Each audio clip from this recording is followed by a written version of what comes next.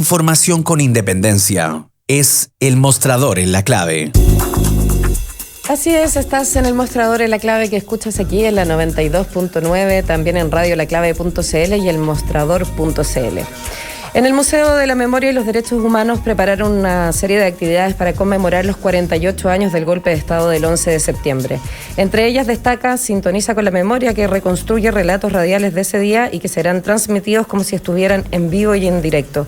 También está Epistolaria de la Memoria, con cartas entre mujeres víctimas de la dictadura. Y otras actividades de las que nos cuenta a esta hora Francisco Esteves, director ejecutivo del Museo de la Memoria y los Derechos Humanos. Muy buenos días, Francisco. Bienvenido al Mostrador. Buenos días, Paca. ¿Cómo estás? Bien, muchas gracias por preguntar. Bien. Muy buenos días, Francisco Esteves. Sí, Federico, ¿no? Sí, muy buenos días. Buenos días, Federico.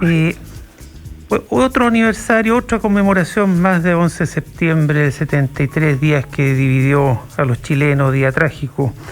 Qué buena idea celebrar, conmemorar este día tan traumático para Chile a través de recuperar la memoria radial.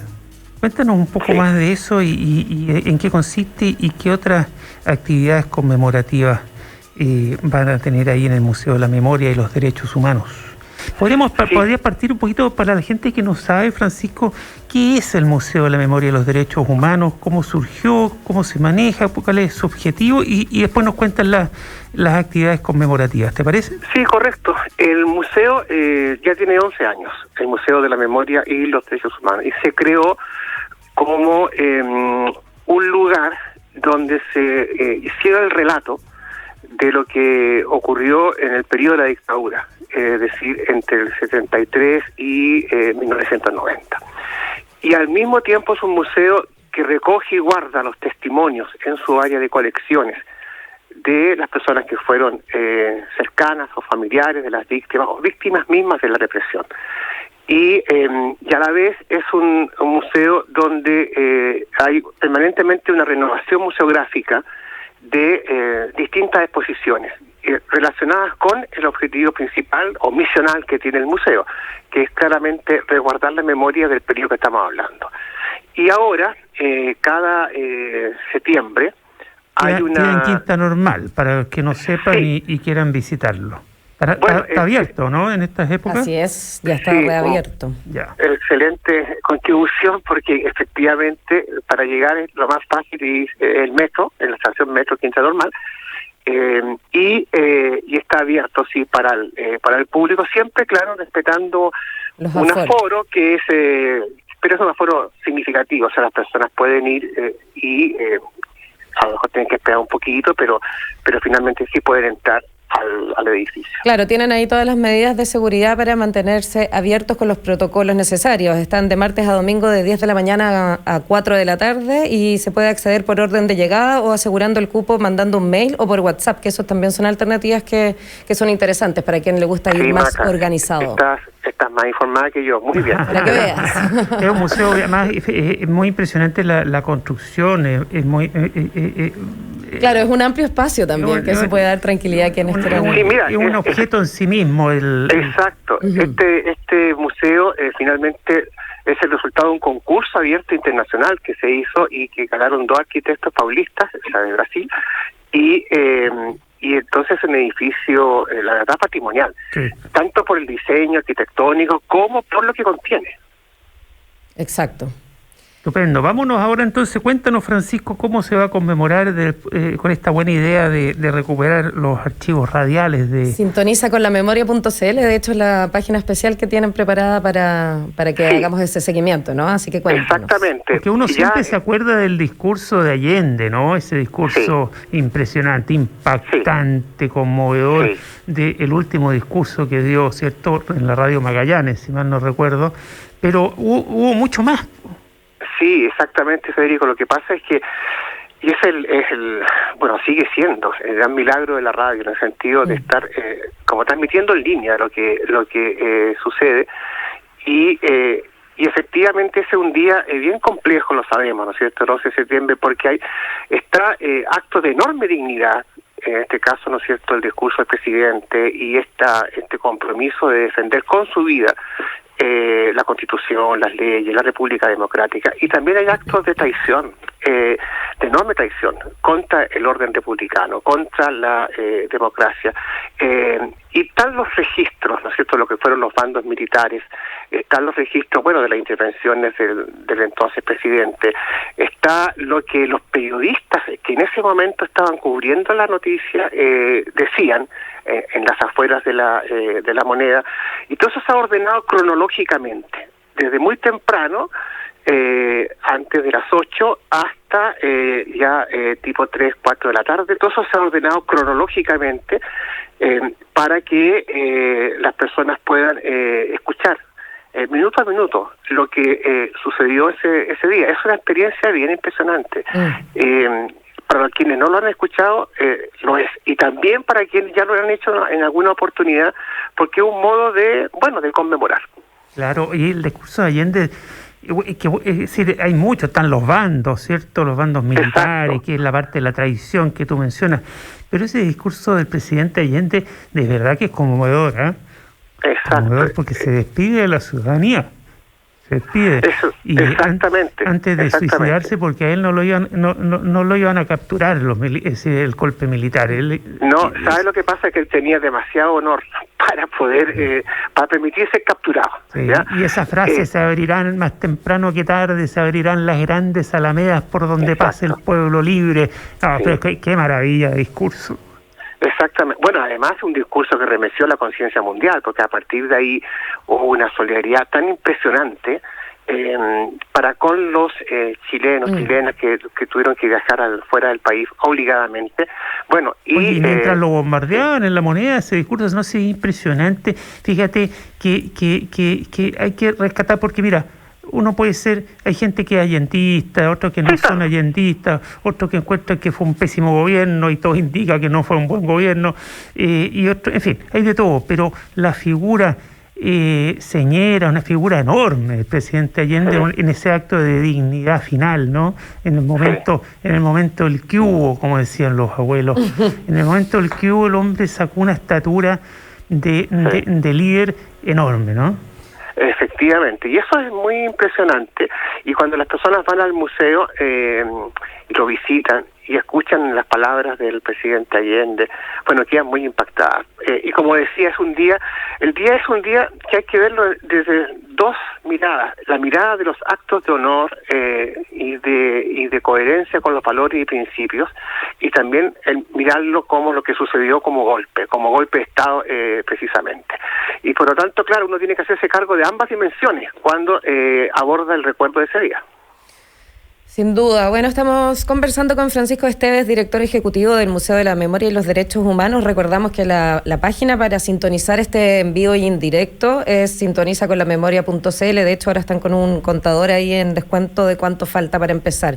Y la bajada es: hace 48 años el país escuchó por radio el golpe más duro de su historia, y este 11 de septiembre lo volverá a hacer. Ahí está la invitación a revivir este momento y el valor del archivo, digo yo, sobre todo para las generaciones nuevas que no tienen relación directa, que el relato no lo han escuchado así de evidencial. Bueno, así de importante es que existan espacios como este para revivir momentos que marcaron así de profundo nuestra historia. También está Epistolaria de la Memoria, con cartas entre mujeres víctimas de la dictadura. También esto está relacionado a un grupo de actrices chilenas, ¿no? ¿Qué nos puedes detallar de esta actividad? Exactamente, son cartas que fueron escritas por familiares o personas cercanas a quienes estaban privados de libertad. Y entonces eso constituye también un enorme patrimonio en el sentido de lo que se decía, todo el dolor personal, el dolor familiar, y al mismo tiempo la angustia por lo que estaba sucediendo con las personas que estaban ahí encarceladas o que estaban, como decía, privadas de libertad. Entonces, ¿sabes lo que es importante en esto?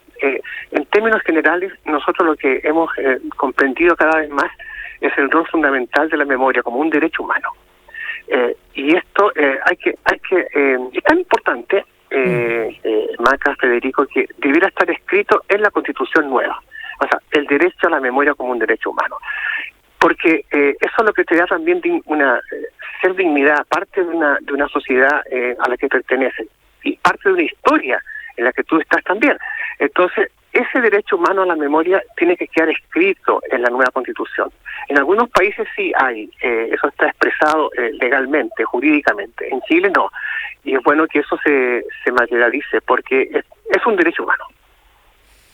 Bueno, es una buena reflexión ahí para poner a la vista, digamos. Y bueno, para quienes nos escuchan, si quieren escuchar este epistolario de la memoria, también contarles que esto es una actividad que pasa en la tarde, de 7 a 8 de la tarde. Y también se puede seguir en vivo a través de Facebook. También. También, sí. Y también, como todos los años, se proyectan las imágenes de las personas desaparecidas y ejecutadas en el frontis del museo y también virtualmente. Se puede ver eso y es bien impactante porque son esas miradas que te dicen ¿y tú qué estás haciendo ahora en materia de derechos humanos? Es una mirada que te interpela, no es solo ver el rostro de una víctima, sino es ver también o sentir una mirada que te dice, bueno, ¿cuál es la coherencia? ¿Qué hacemos hoy día para defender los derechos humanos? Bueno, un tema que a la vista después del estallido social se conecta indudablemente. Sí, exactamente. Sobre eso, Francisco Esteve, tú le has dedicado muchos años de tu vida al tema de los derechos humanos y su protección, en este caso, además, ahora en específico, vinculado con la memoria, ¿no? Sí. ¿Qué opinión tienes tú sobre el proyecto, esta iniciativa de abrir los secretos de la Comisión Walech, a lo cual se ha opuesto el expresidente Ricardo Lagos? Pero hay bastante presión por abrirlo para efectos de memoria, justamente, y que no sea una memoria encerrada y oculta por muchos años más, porque el compromiso, entiendo, tú sabes más de esto, de que todas estas declaraciones, producto del trabajo de la Comisión Walech, estén guardados y en secreto por varias decenas de años. 50, de Sí. hecho. ¿Qué opinión tienes tú de esta iniciativa de modificar ese acuerdo previo para que se abra antes, para que se sepa antes los horrores de tanta tortura y vejámenes? Sí, mira, a ver, la pregunta es muy interesante y la voy a contestar en dos planos. La primera parte es que las víctimas y los familiares de víctimas, más bien en este caso, pero también las víctimas de tortura, en fin, pueden acceder a los informes de la Comisión Walech y normalmente eso lo hacen a través del Instituto Nacional de Derechos Humanos, a través del INH. Y esa información también está puede ser tenida a la vista por cualquier investigación judicial que se abra al respecto. Hoy es así, pero sin embargo es cierto lo que la pregunta que me realiza es muy pertinente, porque el acuerdo que se hizo cuando hace ya un buen número de años respecto de lo que era la reserva de los contenidos de estos archivos, es un acuerdo que corresponde a un tiempo, a una época determinada de nuestra transición o del periodo de recuperación de la democracia. Pero en el largo plazo, esos acuerdos pueden cambiarse y renovarse. Te quiero poner nada más que un ejemplo. Acaba de ser presentado en España un proyecto de ley que se llama Ley de Memoria Democrática. Y ese proyecto de ley dice relación con la guerra civil en España, que ocurrió, claro, bastantes años antes que lo que pasó en Chile en 73, de ahí en adelante. Y esa ley de memoria democrática es una nueva ley respecto de cómo tratar el tema, bueno, de las exhumaciones, de los secretos guardados entonces, en fin. La pregunta que tú me haces, yo tengo una respuesta, sí, Chile necesita una nueva ley de memoria democrática, porque hoy día hay un tipo de conciencia diferente y eso tiene que expresarse en esto, en una ley de memoria democrática nueva. ¿Y qué hace?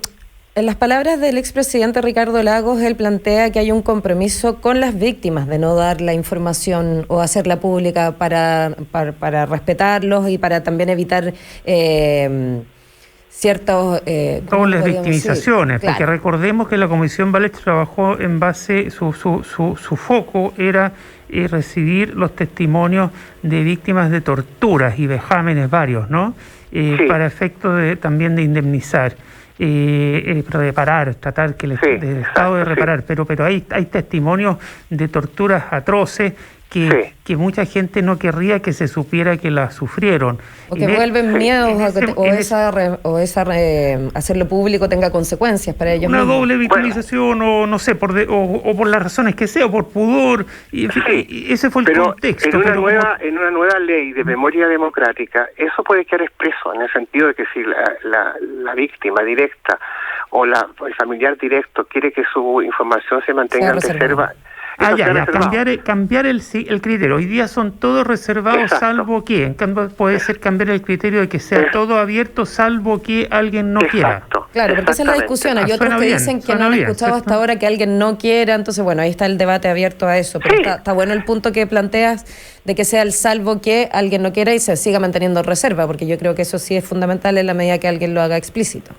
Exactamente, no, eso ese derecho hay que respetarlo, pero en términos generales, hoy día esa información es necesario que sea conocida, también porque es parte de lo que estamos hablando, de esta reparación que tiene que ver con la verdad, que tiene que ver con la justicia.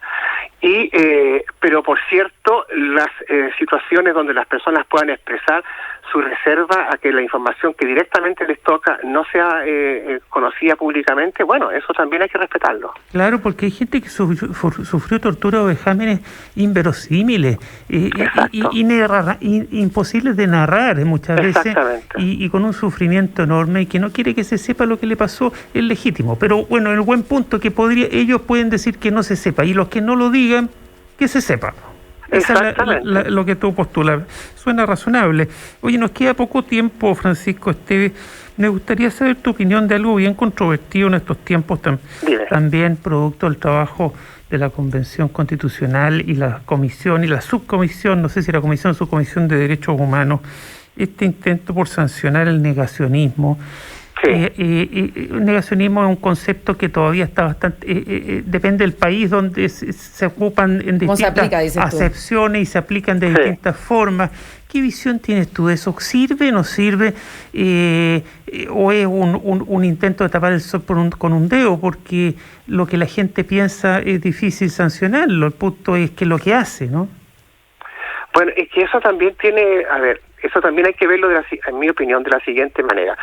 En lo que corresponde a las autoridades, a los funcionarios públicos y las autoridades del Estado democrático, un Estado que constitucionalmente se declara, ¿no es cierto?, que es un Estado que está por la democracia y los derechos humanos.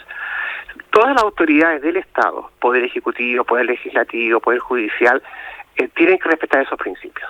Y por lo tanto, cuando eso no ocurre, y cuando hay prácticas negacionistas de las autoridades públicas de un Estado democrático, eso se debe sancionar. ¿Qué se debe entender por negacionismo, Francisco Esteves, para que la gente que escucha lo entienda? Sí, inmediatamente lo digo, pero es diferente a lo que son, y eso es bien importante decirlo, opiniones que las personas pueden entregar o artículos que pueden escribir en la prensa. Eso es distinto en el sentido de que las personas individualmente pueden tener opiniones de distinta naturaleza y uno puede estar en desacuerdo con ellas y eso no puede castigarse. Eso es parte de la libertad de expresión. Pero lo que sí debe sancionarse es cuando las autoridades del Estado democrático practiquen el negacionismo. Y el negacionismo en este caso es cuando tú señalas que lo que ocurrió no es así. Básicamente ese es el núcleo duro del negacionismo, cuando tú señalas de que no hubo tales violaciones a los derechos humanos y que es una exageración o que es una mentira, en fin. O también un derivado de ese negacionismo es cuando tú lo justificas, en el sentido de que había una crisis muy grande y esto fue lo único que había que hacer para enfrentar esa crisis. Lo que hemos aprendido, quedaba otra, que dice lo que hemos aprendido duramente nosotros es que nunca jamás las crisis deben resolverse dando golpe de Estado. Eso es lo que hemos aprendido como país. ¿Ya? Las crisis, claro que hay que enfrentarlas, pero no puede ser el modo de enfrentar esas crisis dando un golpe de Estado y violando los derechos humanos. Eso es un punto que hemos aprendido como país y eso es lo que tiene que estar escrito constitucionalmente. Pero la libertad de expresión no puede ser sancionada o perseguida. Pero sí las autoridades públicas, cualquiera sea la responsabilidad que tengan, tienen sí el compromiso de defender estos valores y estos principios que queden escritos en la nueva Constitución. Muchas gracias, Francisco Esteves, por esta conversación. Recordamos que eres el director ejecutivo del Museo de la Memoria y los Derechos Humanos y por lo mismo dejamos abierta la invitación a todos a que participen de las actividades que tienen preparadas para mañana 11 de septiembre. Les recuerdo, museodelamemoria.cl es la web y ahí están también las redes sociales para acceder a cada una de las actividades. Destacamos de nuevo Sintoniza con la Memoria, que vale un montón la pena, pienso yo, volver a escuchar esos archivos que evidencian ese día que tienen ahí también descrito como el golpe más duro de nuestra historia. Sí, Maca y Federico, gracias por esta conversación. Gracias por además ustedes porque tienen un compromiso tan profundo con estos valores y lo hacen ver. Y eso a mí me llena de satisfacción y a quienes escuchamos la clave. Muchas gracias. Gracias, Francisco. Muy buen día y muy buen fin de semana. Que te vaya bien, Francisco. Muchas gracias. Gracias. Bueno, y antes de hacer una nueva pausa, cuando ya son las 9:01, contarte de Copeuch. Es una cooperativa de ahorro y crédito con más de 900.000 socias y socios que te apoya con un crédito de consumo donde tu tarjeta de crédito te da acceso a eso que quieres, con un crédito hipotecario que te hace cumplir el sueño de la casa propia. Eso es Copeuch, el lugar donde todos ganan. Conoce su oferta de productos y servicios en la web copeuch.cl. Y te invitamos a seguir aquí en la 92.9, en radiolaclave.cl, sus redes sociales y por supuesto elmostrador.cl. Ya volvemos con más. Diálogo y conversación en los tiempos que estamos viviendo. Escuchas El Mostrador en la Clave. ¿Sabías